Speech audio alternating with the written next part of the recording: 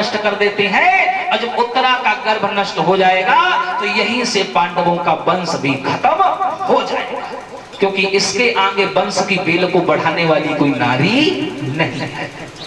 देखो विचार, और जैसा विचार आदमी करता है उसे वैसा मिलता है।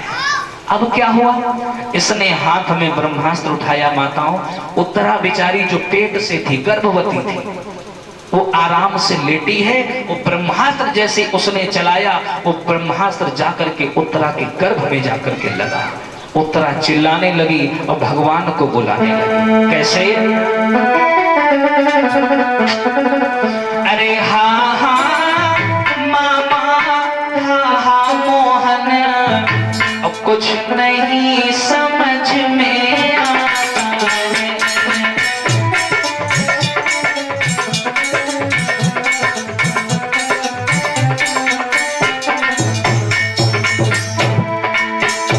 हाँ हाँ मामा, हाँ हाँ मोहन, कुछ नहीं समझ में आता है।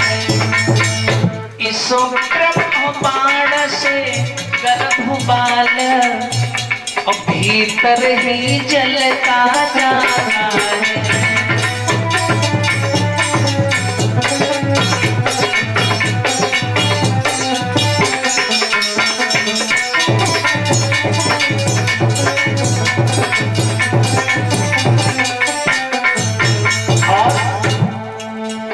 उत्तरा ने आवाज लगाई, मामा कन्हैया, इस ब्रह्म बाण से मेरा बेटा पेट ही पेट में जल रहा है।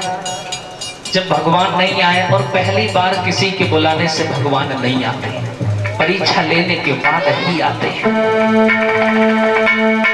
जब इसने काफी बार बुलाया, भगवान नहीं आए, तो आगे बढ़कर के उत्तरा ने एक बात कह दी। कौन सी?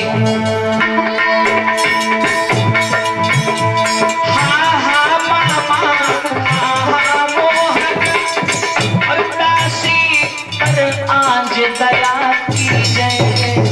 क्या बोली उत्तरा?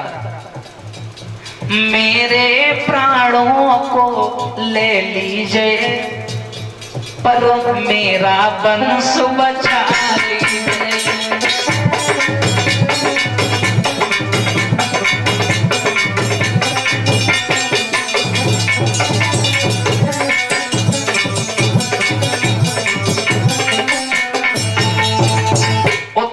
जवाब दिया, सुनो मामा, बेशक मेरे प्राण ले लो, लेकिन मेरे इस वंश के आखिरी अंश को बचा लो, क्योंकि अगर ये मर गया तो हमारे पांडवों का वंश यहीं से खत्म हो जाएगा।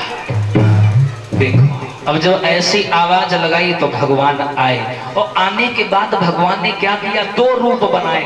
एक छोटा सा रूप बनाया और मुख के द्वारा गर्भ में प्रवेश कर गए, और एक बड़े रूप में यानी स्वयं के रूप में सामने खड़े बातचीत कर रहे हैं। कोई दिक्कत तो नहीं है, कोई परेशानी तो नहीं है। अंदर जाकर के गर्भ में पहुंचे भगवान, जरा ध्यान से सुनना।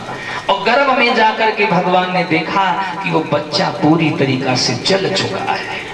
तो उसी समय भगवान ने किया बाण को पान, और जले हुए उस गर्भ में डाले फिर से प्राण। जो गर्भ जल चुका था उसमें दोबारा से प्राण डाले। वो बच्चा कोई और नहीं था, वही थे स्वयं महाराज परीक्षित जी। अब देखिए, हम और आप दुनिया में बाद में आते हैं और जिंदगी भर भगवान का भजन करते हैं, भगवान मिले ना मिले कोई भरोसा नहीं है। लेकिन परीक्षित जी को देखो, दुनिया में बाद में आए, माँ के पेट में भगवान के दर्शन कर लिए, भगवान के पेट में। इसीलिए परीक्षित जी का एक नाम और था, विष्णुपाद। क्यों? क्योंकि विष्णु जी के पैर इनके गर्भ में पड़े थे, वहां इन्होंने भगवान के दर्शन पाए थे, इसीलिए इनका नाम पड़ा विष्णुपाद। अब वहां से भगवान निकल आए, बोले उत्तरा सब ठीक है?